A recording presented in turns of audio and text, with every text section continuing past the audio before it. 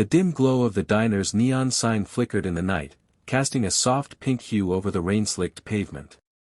Inside, the air smelled of fresh coffee and warm pancakes, a comforting contrast to the chill outside. Emma Foster, a 23-year-old waitress with tired eyes and a hopeful heart, moved swiftly between tables, her worn-out sneakers squeaking against the checkered tiles. It had been a long shift, like every other. She worked hard, balancing trays of food with an ease that came from years of practice, but her mind was elsewhere, on her mother, lying in a hospital bed, battling an illness that was slowly draining both her strength and their meager savings. The bills kept piling up, and no matter how many extra shifts Emma took, it never seemed to be enough. She sighed, straightening her apron as she approached the last occupied booth of the night. A lone man sat there, his posture poised yet relaxed, dressed in an expensive suit that didn't quite match the humble surroundings. He was in his late 40s, with streaks of silver in his dark hair and an expression that seemed both weary and contemplative. His presence stood out against the usual diner clientele, truck drivers, night shift workers, and struggling students. Emma had seen all kinds of people walk through the doors of this small-town diner, but never someone like him. "Hi, sir. Can I get you anything else?" she asked with practiced politeness, tucking a stray strand of hair behind her ear. The man looked up, meeting her gaze with a pair of piercing blue eyes.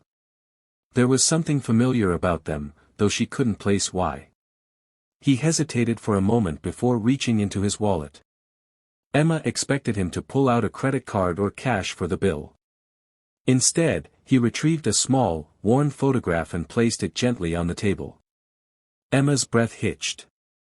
The world seemed to tilt as she stared at the picture, her fingers trembling as she picked it up.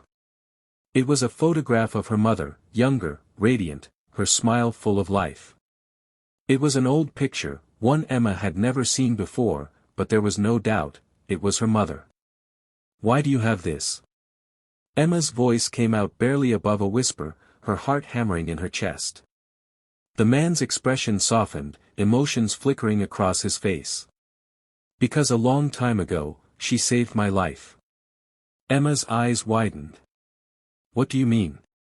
The man took a deep breath, as if pulling memories from a distant past. "I was 20, reckless, and on the brink of throwing my life away. I grew up in foster care, bouncing from home to home, convinced that the world didn't care about me. I was angry, lost, and ready to give up.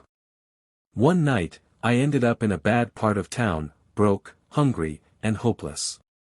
Your mother found me sitting outside a convenience store. She didn't know me, but she sat down beside me and talked to me like I mattered."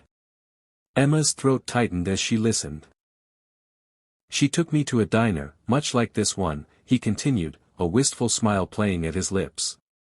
"She bought me a meal, gave me words of kindness I had never heard before. She told me that I had potential, that my past didn't define my future.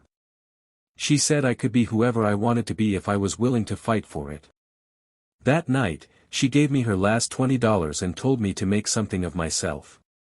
Emma's vision blurred with tears. That sounded like her mother, always giving, even when she had nothing. That $20 wasn't much, the man said, but her words, her kindness, they changed everything. I used that money to get to a job interview the next day. It was my first real opportunity. From there, I worked my way up, step by step. Today, I'm the CEO of one of the largest tech companies in the country." Emma gasped, suddenly recognizing the man before her. Alexander Grayson. The billionaire entrepreneur whose story of rising from nothing had made headlines. She had read about him but never imagined he had a connection to her mother. "She never knew," he added, his voice thick with emotion. "I tried to find her years ago, but I never could. And now, here you are." Tears spilled down Emma's cheeks as she clutched the photograph. Her mother's kindness had come full circle in a way she could have never imagined. Alexander reached into his wallet again, this time pulling out a check. He slid it across the table. Emma hesitated before looking at it. Her breath caught in her throat when she saw the amount, enough to cover her mother's medical bills and so much more. Her hands shook as she looked back at him, overwhelmed. "You don't have to," she began, but he shook his head. "I owe your mother everything," he said gently. "And if I can help now, even in a small way, then I will." Emma wiped her tears, a mixture of gratitude and disbelief washing over her. "Thank you," she whispered. Alexander smiled, standing up. "Your mother gave me hope when I had none. It's time I return the favor." As he walked out of the diner, Emma clutched the check and the photograph to her chest. The weight of the moment settled over her, not just the generosity of a man whose life had been saved by her mother's kindness, but the powerful reminder that even the smallest acts of compassion could create ripples that spanned lifetimes. That night, as Emma sat beside her mother in the hospital room, she held her hand a little tighter, whispering, "Mom, your kindness changed the world." And in that moment, she knew, kindness always found its way back home.